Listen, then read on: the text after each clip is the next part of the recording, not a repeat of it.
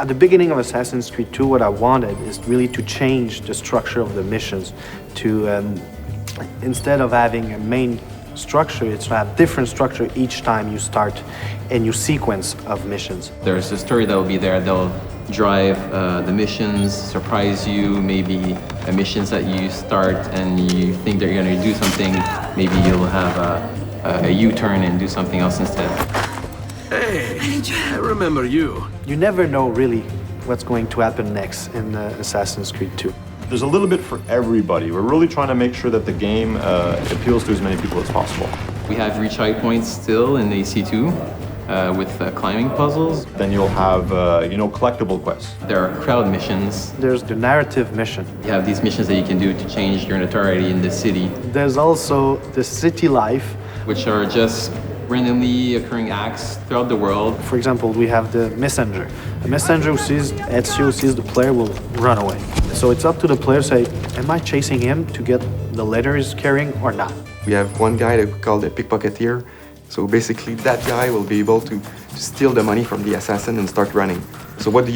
You continue your mission, or you go back to that guy to be able to get the money.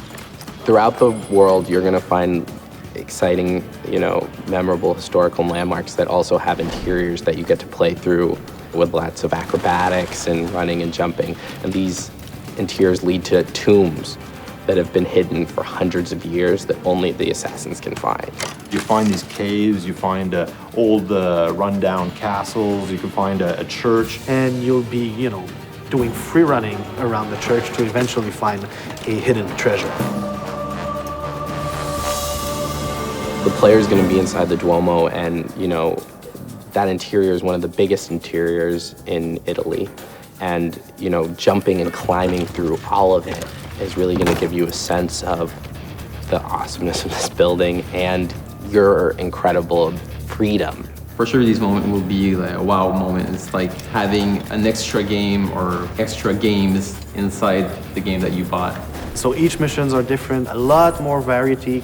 So it's not about doing investigation then assassination 9 times. It's really more like each time a mission can lead to a beat-up mission, can lead to a chase, an escape, can lead to an assassination. It's quite overwhelming, the amount of stuff there is.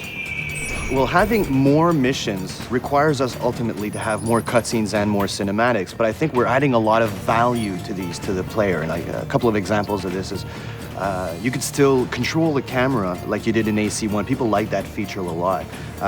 We also have mini branching cutscenes where the player will have to interact at a specific time, and this may have 2 different effects. So if you hit the cinematic at the wrong time, then you might just hug a lady, whereas if you hit it on the right time, well, who knows what's going to happen.